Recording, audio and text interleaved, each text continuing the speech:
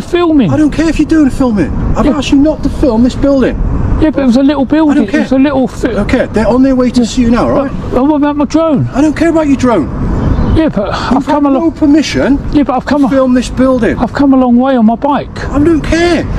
I go round, I take like videos and drone footage, and then I put them on the World Wide Web. Yeah, but you've had no permission to come onto this site, and you were filming on this site without permission. No, I only come on the site to knock on the door, but I think you came out, didn't you? But you've been videoing on this site without permission. No, right? I came through. I watched you. No, but I came through. I watched you. But there was no barrier down. If there was a barrier down, I wouldn't have come in. A barrier tells you it's a secure private premises, yeah? But it wasn't. The video kicks off with the auditor being confronted simply for filming near property. Calmly, he explains he only walked up to knock on the door. There were no signs, fences, or barriers to suggest the area was restricted. And under UK law, that matters. Walking onto land without knowing it's private isn't automatically trespassing. And even then, trespass is usually a civil matter, not criminal. Since nothing was blocked off and the auditor wasn't hiding his actions, there was no offense. But instead of owning up to their failure to secure the site, staff tried to flip the script and put the blame on him. I'm not getting into it because the police, they just said they see you through the window and they're coming over to see you. Yeah, but I'm only doing a little video. I'm not interested, mate.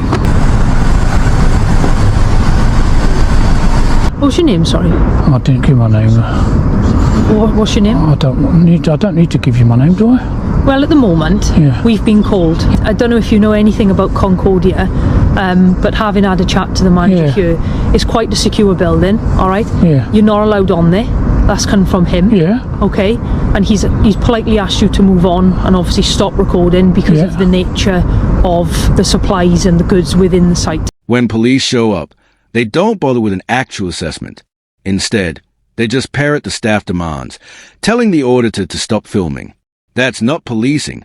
That's acting like private security for business.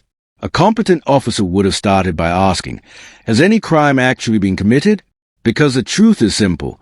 Filming in public is not illegal. And unless there are specific legal restrictions in place, no private company gets to dictate what can or can't be. Okay. I know what the company is because I got it off the internet. There we go. So in this situation, the best thing we can do is just ask you to move on. All right. Not record. Obviously from here, they're asking you not to do it. Right. At the moment, he's saying that in the building and the business itself, they do obviously supply quite high secure goods across the world on flights. And at the moment, it's just not appropriate. And obviously, that's where we are with it. Okay. Now, in terms of what we're going to do as police, is we're going to do the same. We're just going to ask you to politely move on, just to obviously prevent any breach of the peace. Just to move on, go on your push bike, and go and film a different place that is going to allow you to do that. It's a troubling moment. The auditor is fully within his rights to film, both with his camera and his drone. Yet the officer orders him to leave, despite no law being broken. This isn't law enforcement. It's favoritism. Rather than staying neutral, the officer sides with the business, framing the auditor as the issue when it's done nothing unlawful. At that point, it's no longer about protecting rights. It's about keeping a business comfortable, even if it means pushing out a citizen who's in the right. Okay, and then it's just going to be end of sport. We will leave you to it. Okay, ultimately what we could potentially be facing is that if you're going to refuse to do that and allow for this business to move on with their day, we could be looking at other things then, couldn't we? Because what's happening here is this company now have had to send out managers and staff to obviously come and deal with yourself, and they're just kindly asking you, can you please stop filming? But I'm doing photography in a public place. I'm allowed. What they're saying is, I'm allowed. You by all means, I'm allowed. Go the other side of the road. Obviously. That's what I said I was going to do. I said I'm going to be over there. Over there on that footpath. You've asked to use their toilet. You're not allowed to do that. No, I'm not going to. You've asked to go in and have a tour. You're not allowed to do it. Okay. There are rules in life that you have to follow. No, right? I said to him. For you to ask where the toilet is, if I can use the toilet, can I come in and have a tour? It's a no. The officer ramps things up by ordering the auditor, who's already on public land, to move even farther back, across the road. There's no legal basis for this demand, yet she insists, treating him like a suspect who's crossed a line.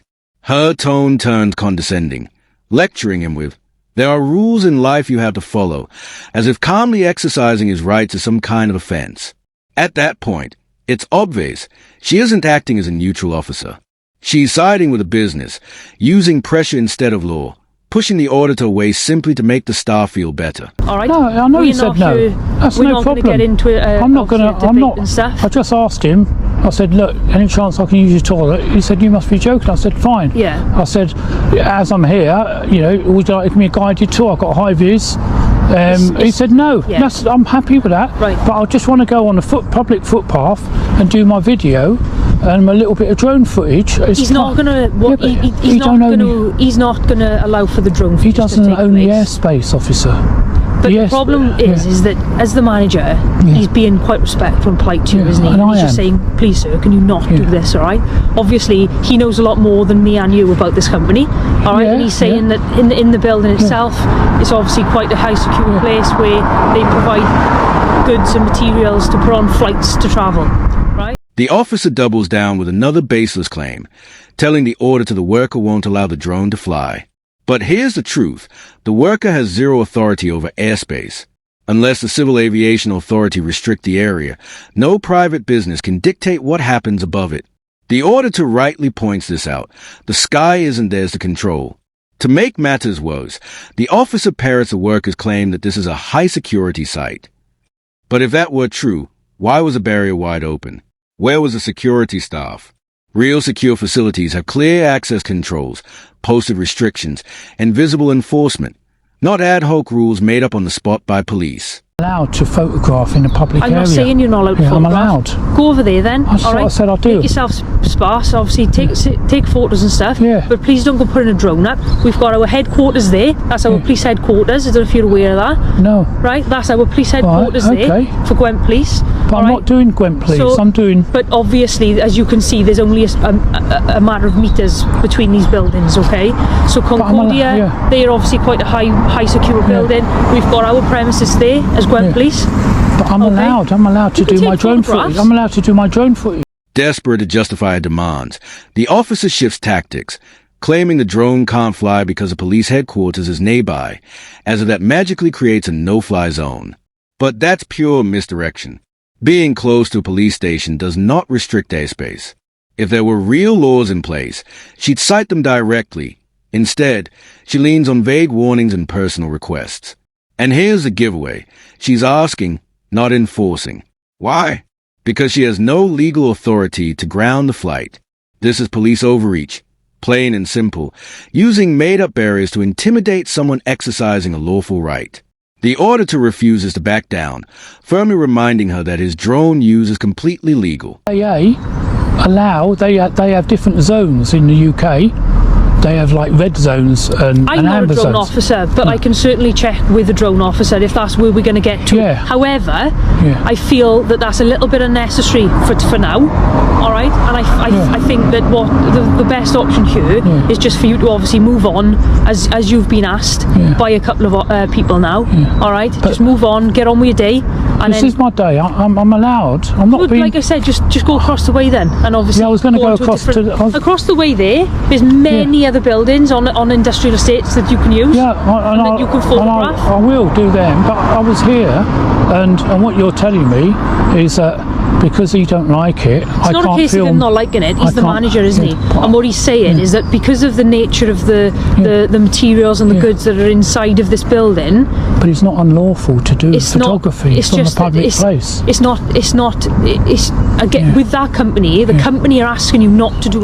The officer then pivots again, arguing that because the building holds sensitive materials, the staff don't want any filming. But here's a glaring flaw. The auditor isn't inside. He's outside, on public land. There's no expectation of privacy in public spaces, and if what's inside is truly sensitive, it's the company's job to secure it, not the public's job to look away. As she tries to stretch this flimsy logic, her words start to trip over themselves, exposing just how baseless the claim really is. By now it's undeniable. This isn't about upholding the law. It's about keeping the business happy, even if it means inventing rules on the spot. Yeah, I'm allowed though. Let's not be awkward. No. Let's not make things difficult because otherwise they're going to end up difficult, okay? Why? Well, because of obviously the sort of attitude that you're giving. All I'm doing is exercising my rights to film in a public area. But like I've just said, the company are saying to you, you're not allowed to do it. Please don't do it because our business has things in there that we don't want publicised across the internet. The officer's real mindset slips through when she drops what sounds like a thinly veiled threat. Let's not make things difficult, or they are going to end up difficult. The auditor, calm as ever, simply asks why. Her answer, because of the attitude you're giving. But here's the problem. What attitude? He hasn't been aggressive, he hasn't been disruptive, and he certainly hasn't broken any laws. His only attitude is refusing to surrender his rights to an officer inventing rules on the spot. This isn't policing, it's bias. Rather than educate the business that filming from public is 100% legal, she chooses to escalate with threats, punishing a citizen for standing firm within the law. Do you understand what I'm saying? I understand what you're saying, but I'm also exercising my rights, lawful rights, as a citizen in England and Wales. I'm allowed to take photography in a public place unless... Photography is different to drone though. No, that's my first point. My second point is I'm allowed to put a drone up over any place unless it's in a flight restriction zone. And I've got a CAA app that tells me I'm allowed. And you're telling me I'm not. Now that's not law. This moment highlights the glaring contrast. The auditor calmly cites facts and law, while the officer leans on baseless claims to shut him down. Rather than admit she has no authority over drone flights in open airspace, she keeps pushing control with nothing to back it up. UK drone law is clear. Pilots can fly in unrestricted zones if they follow CAA guidelines. The CAA app provides the official, real-time map of airspace, and if it says the area is open, that's the law. End of story. By insisting the drone can't fly, despite the CAA confirming it can, the officer isn't enforcing the law. She's trying to override it with her own opinion. If you stop me, if you prevent me from doing that... You're completely confusing what I've said. What I've said to you is that business are asking you not to. All right? They don't want you doing it. So can you not just respect that and be, respectful towards everybody involved here and just please just take your photographs, but they just don't want a drone up, okay? But I am being respectful. I mean, I'm not getting into an argument or any conflict with you guys, but I am allowed to put a drone up, and you're saying, well, be respectful to them and don't put one up. But I'm allowed, and it's my right. It's my right to put a drone up in a public area. At this point, the officer isn't enforcing the law at all. She's policing emotions. She treats the auditor as disrespectful simply because he's exercising rights that make the business uncomfortable. That's a dangerous precedent. It sends the message that laws only matter when they don't upset anyone. A neutral officer would be educating the business about the public's rights, not pressuring a law-abiding person to give them up.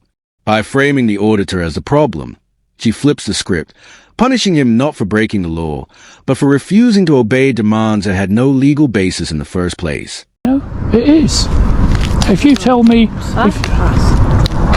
if you tell me if you're going to arrest me if I do it, then what I'll do, I won't do it, but I'll go to my lawyer because I'm allowed and I know my rights and the rights are that you're allowed. The law says that you're allowed to take photography, including drone footage, in a public place. Okay, what's your surname, please? What? What's your surname, please? I'm not giving my name. You're going to refuse to give details now, are you? Well, unless you threaten me with some sort of arrest. I'm a police officer, sir. I don't threaten anyone. Oh, right, okay. I don't threaten. So you're not going to threaten me with arrest if I don't give you? Certainly not a threaten. Okay. I can use laws and powers, but it's certainly not a threat. But I've not done nothing wrong. Ultimately, what happened here is that the police have been called, right? And I'm now having to deal with you as a person. Therefore, I'm asking for your name and date of birth. There is no law in the UK that requires you to hand over personal details just because an officer strikes up a conversation. Identification can only be demanded in very specific circumstances. If you're lawfully detained under suspicion of a crime, Pace 1984. If you're being issued a fixed penalty notice, or if you're suspected of antisocial behavior under Section 50 of the Police Reform Act 2002. None of that applies here. The auditor isn't committing a crime, he isn't being fined, and he isn't disruptive. Yet the officer pushes for his details anyway, not with legal authority, but with intimidation. Instead of citing legislation, she leans on vague claims and pressure tactics, hoping he'll comply out of fear rather than obligation. Why? Because you've been involved in a call that I'm actually dealing with. Yeah, but I don't have to give it. What? I mean, I don't understand why. So then, if you're not going to give details, then I would strongly advise for you to just move on. Because at the moment, you've got 3 units here that are obviously dealing with you. I don't know who you are. Yeah, I know, Right? but I I'm need just to know who you are. No, I'm a member of the public. Yes, I appreciate that. And I'm doing a lawful act. I'm doing photography and So droning. why are you not, at the moment, you could be missing, you could even be wanted, right? Yeah. And ultimately, as a police officer, we have the right to take you to custody, to identify who you are, if you do refuse to give details. Refusing to hand over your details because an officer claims you're possibly missing or possibly wanted is not ground for detention in the UK. The law is clear. Police can only detain to confirm identity if there's reasonable suspicion of a crime, or if there's a specific legal duty to provide details. None of that applies here. What the officer does instead is knowingly misleading. She invents powers she doesn't have, leaning on intimidation rather than law. By suggesting someone could be taken into custody just in case they might be wanted, she sets a dangerous precedent. That logic would mean anyone, at any time, could be detained for no reason at all. The moment you shift from citing legislation to making empty threats, it's obvious this isn't about... You've been involved in a call, all right? No, but you've been involved in something that the police have been called for. So as a police officer, I'm requesting your name and your date of birth. Yeah, but under what section? I don't understand. Under what section are you asking for my name and date of birth? Because I'm legally, and I don't want to go into civil law, into unlawful arrest and unlawful detention here. But if we go down that path, you know, we don't want to. I don't want to go unlawful detention, unlawful arrest, unlawful giving of my details, because that all goes. It's not an unlawful giving of details by any stretch. Okay, well, if you felt that I've committed a crime, then you know, or there's a section under PACE, and I know PACE very, very well. This is a textbook case of an officer reaching for control where the law gives her none. A public space belongs to everyone, and unless someone is causing disruption or blocking access, there's no legal reason to order them to move. Yet the officer treats the auditor's mere presence as suspicious, even though he's committed no offense. That's a problem. This isn't about public safety or law enforcement. It's about catering to a private business's discomfort. A police officer's duty is to uphold the law impartially, not to enforce the preferences of shop staff. By obsessing over where the auditor is standing instead of identifying any actual crime, the officer shows exactly how misplaced her priorities are. If you want to try and determine my name and address, I'd like to know. I think you're just being extremely difficult and challenging, and probably quite awkward at the moment. I'm not. I'm exercising my rights. It's just a little bit awkward when a person is obviously not just cooperating, isn't it? Yeah. All right. I'm just trying to do my job. I know you are, but we've been called because you're obviously causing some. I was going over there. But you're not, sir. I found you just here on the pavement, in a public road. You're up against the barrier. Well, I'll happily go over there and do my drone. Go over there then.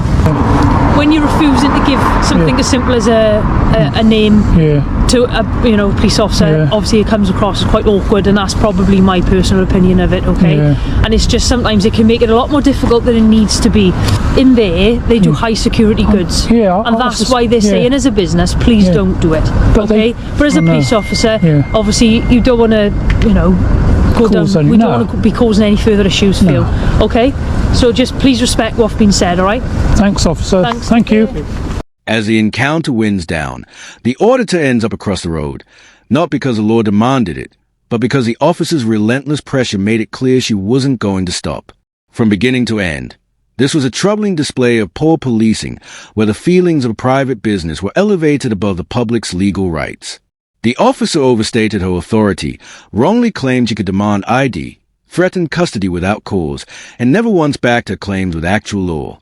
Instead of citing legislation, she leaned on vague warnings and emotional appeals, painting the auditor as a problem when in reality she was the one crossing the line. Her attempts to force him off public property, her baseless interference with drone usage, and her clear bias reveal the truth.